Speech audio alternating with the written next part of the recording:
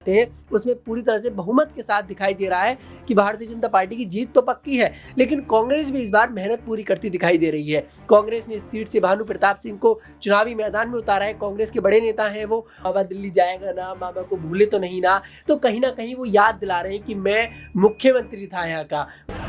आवाज दोनों तरफ से बराबर लगी हुई। नमस्कार, नेक्स्ट 9 न्यूज देख रहे हैं आप। मैं हूं आपके साथ प्रांशु राठौर।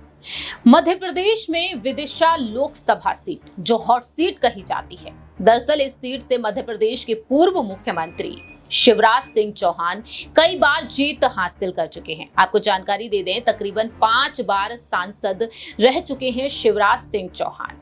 और जब शिवराज सिंह चौहान मैदान में उतरे हैं तो शिवराज सिंह चौहान ने हर तरीके से वोट बैंक को साधा है। पिछले कुछ महीनों पहले मध्य प्रदेश में विधानसभा चुनाव हुए और शिवराज सिंह चौहान दरकिनार होते हुए नजर आए, क्योंकि बीजेपी आलाकमान ने उन्हें दिल्ली भेजने के बारे में सोच रखा था।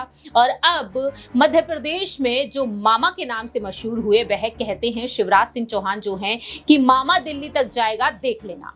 अब क्या शिवराज सिंह चौहान विदिशा लोकसभा सीट से यहां से जीत हासिल कर पाएंगे या फिर नहीं? सबसे पहले यहां पर एक भाषण उनका सुना देते हैं, जो भाषण हर किसी को भावुक कर देगा। सुनिए जरा क्या कुछ कहते हैं। आपको मेरी याद आ रही थी कि नहीं आ रही थी?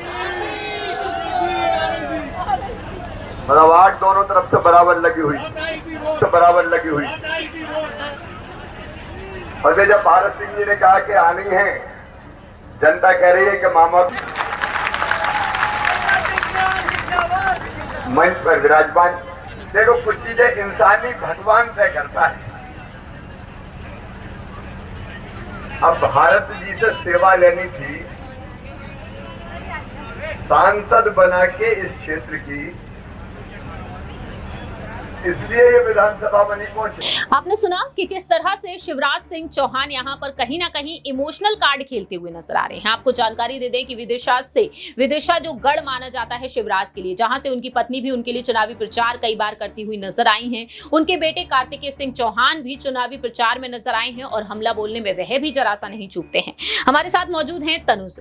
जिस तरह से विदिशा सीट पर आपकी नजरें टिकी हुई है, सीट से वह कई बार जीत हासिल कर चुके हैं और आज कांग्रेस की तरफ से देखा जाए तो भानु प्रताप सिंह मैदान में है, बाकी के अन्य राजनीतिक दल भी मैदान में है। क्या शिवराज सिंह चौहान जो इमोशनल कार्ड खेल रहे हैं कि मामा आएगा, दिल्ली तक जरूर जाएगा, और दूसरी ही तरफ यहाँ पर बेटियों से, बहनों से ये भी कहते हुए नजर आ रहे हैं कि मामा को भूले तो नहीं है, याद तो है ना, क्योंकि वह सीएम पद से हट गए। क्या ये दावे, ये वादे और इस तरीके से जनता को याद दिलाना शिवराज की इस बार जीत पक्की मानी जा सकती है? विदिशा में शिवराज नहीं, भारतीय जनता पार्टी से कोई भी कैंडिडेट उतर जाए उसकी जीत पक्की ही है। क्यों? इसका कारण है, पिछले 36 सालों से भारतीय जनता पार्टी सीट पर राज करती आ रही है।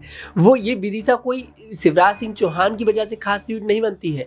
ये वो सीट है जहां से पूर्व प्रधानमंत्री अटल बिहारी वाजपेयी ने चुनाव लड़ा था, वो यहाँ से सांसद बने थे। पूर्व केंद्रीय मंत्री सुषमा स्वराज ने यहाँ से चुनाव लड़ा था और भी कई दिग्गज हैं भारतीय जनता पार्टी की जिन्होंने विदिशा सीट से चुनाव लड़ा था। तो ये सीट अपने आप में बड़ी मायने में खास बन जाती है और भारतीय जनता पार्टी की हॉट सीट कहा जाता है और भारतीय जनता पार्टी को उसे गढ़ कहा जाता है। ऐसे में शिवराज सिंह चौहान की बात करें, शिवराज सिंह चौहान यहाँ से देखिए, आपने बताया 5 बार सांसद चुने जा चुके हैं और बतौर बड़े अच्छे से उनका कार्यकाल बीता है।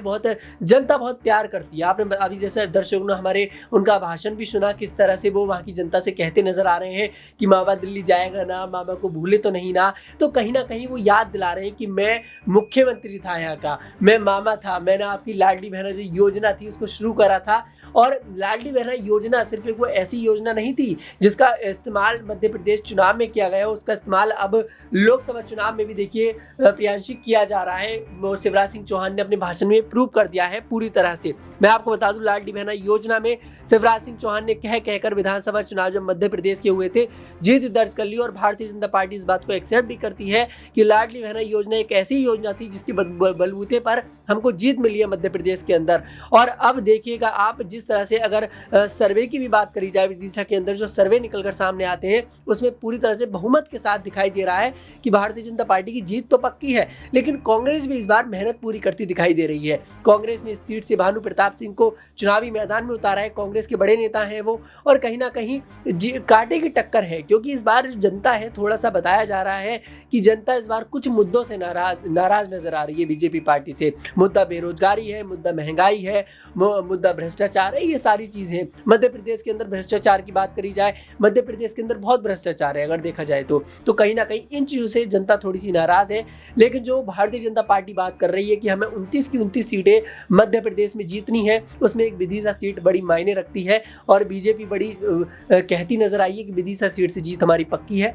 खैर आंकड़े तो यही कहते हैं। तनुज, जिस तरीके से आपने बखूबी समझाया है कि एक वक्त यहाँ से कई बड़े बड़े दिग्गज नेताओं ने जीत हासिल की है। यहाँ पर 2014 में देखा है कि विदिशा लोकसभा सीट से ही बीजेपी की तरफ से सुषमा स्वराज भी जीत हासिल करती हुई नजर आई, और ऐसे में देखा गया है कि रमाकांत भार्गव भी यहाँ से जीत हासिल करती हुई नजर आई। उन रमाकांत और शिवराज को लेकर यही कहा गया था कि आखिरकार बीजेपी इस बार टिकट कैसे देगी। आखिरी छोटा सा सवाल, कांग्रेस के उम्मीदवार भानु प्रताप सिंह हैं, दूसरी ही तरफ मायावती भी दावपेच खेल रही हैं। ग्वालियर, गुना, मुरैना सीट पर उन्होंने अपने उम्मीदवार उतारे हैं। चंद्रशेखर आजाद भी कई सीटों पर अपने उम्मीदवारों को आगे कर चुके हैं। ऐसे में शिवराज सिंह चौहान, चाहे यहाँ पर बीजेपी के अन्य दल हों, उनके लिए जीत हासिल करना आसान हो पाएगा या फिर नहीं।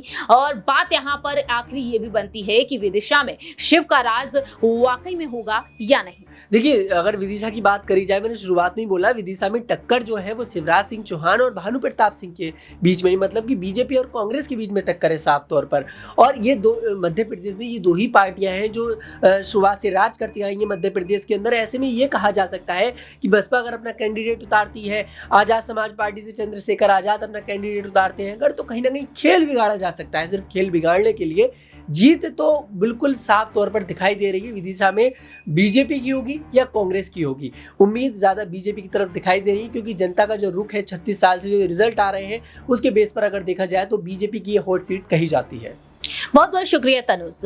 अब यहाँ पे यही देखना होगा कि जिस तरह से शिवराज सिंह चौहान ने 1991, 1996, 1998 और 1999 में भी यहाँ पर अपने वर्चस्व को कायम रखा।